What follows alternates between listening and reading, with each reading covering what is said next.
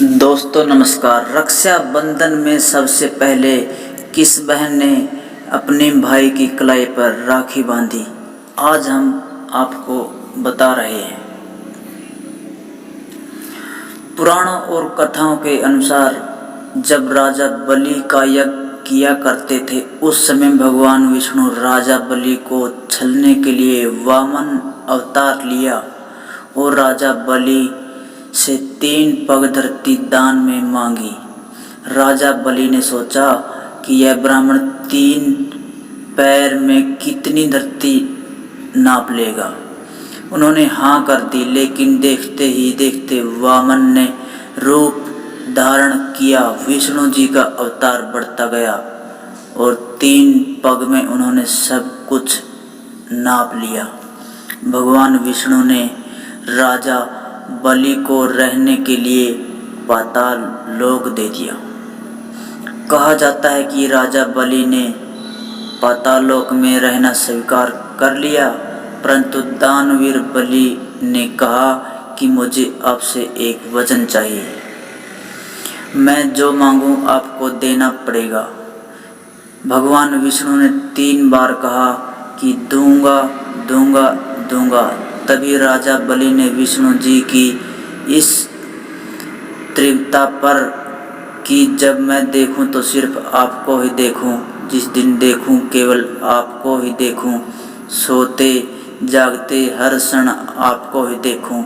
अपने वचन के अनुसार भगवान ने तथास्तु कह दिया और पाताल लोक में रहने लगे। बैकुंठ में लक्ष्मी जी को अपने स्वामी की चिंता होने लगी। इसी समय भ्रमण करते हुए नारद जी बैकुंठ पहुंच गए। लक्ष्मी जी ने पूछा कि हे देव ऋषि, आप तो तीनों लोकों का भ्रमण करते हैं, क्या आपने नारायण जी को कहीं पर देखा है?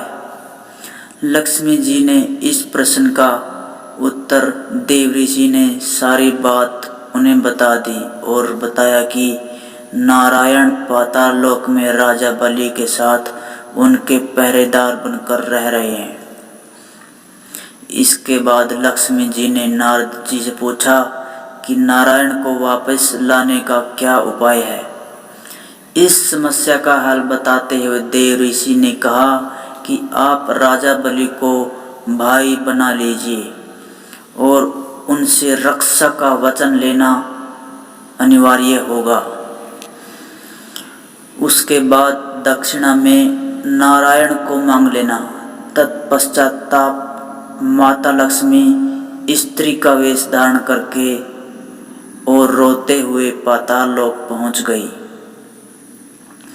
इस राजा बलि के उनके रोने का कारण पूछा तो उनके पूछने पर लक्ष्मी जी ने कहा कि मेरा कोई भाई नहीं है, इस दुनिया में मैं अकेली बहन हूँ और बहुत ही दुखी हूँ। तब बलि ने कहा कि तुम मेरी धर्म बहन बन जाओ। इसके बाद लक्ष्मी जी ने हाँ कर दी और धर्म बहन बनने का वादा किया। इसके बाद लक्ष्मी जी ने बलि राजा से त्रिवाचा करवाया और दक्षिणा रूप में राजा बलि से उनका पहरेदार मांग लिया। कहते हैं तभी से रक्षाबंधन का त्यौहार मनाया जाता है। तो लक्ष्मी जी ने सबसे पहले बलि राजा अपने भाई के हाथ पर कलाई बांधी और तभी से रक्षाबंधन मनाया जाने लगा। राखी का त्यौहार सावन मास की पूर्णमासी के दिन मनाया जाता है। यह भाई बहन को बंधन और ज़्यादा मजबूत कर देता है। लेकिन क्या आप जानते हैं कि शिव जी की भी एक बहन थी, साथ ही अन्य देव देवताएं की बहनें थी। रक्षाबंधन के खास मौके पर हम आपको बताएंगे कि ऐसी बहनों के बारे में जिनको शायद आपने कभी नहीं सुना होगा। शिव परिवार के बारे में सब लोग जानते हैं, लेकिन बहुत ही कम लोग जानते हैं कि शिव जी महाराज की एक बहन थी। अब सवाल उठता है कि शिव तो अजन्मे हैं, तो उनकी बहन कैसे हो सकती है। इसके साथ एक कथा जुड़ी है।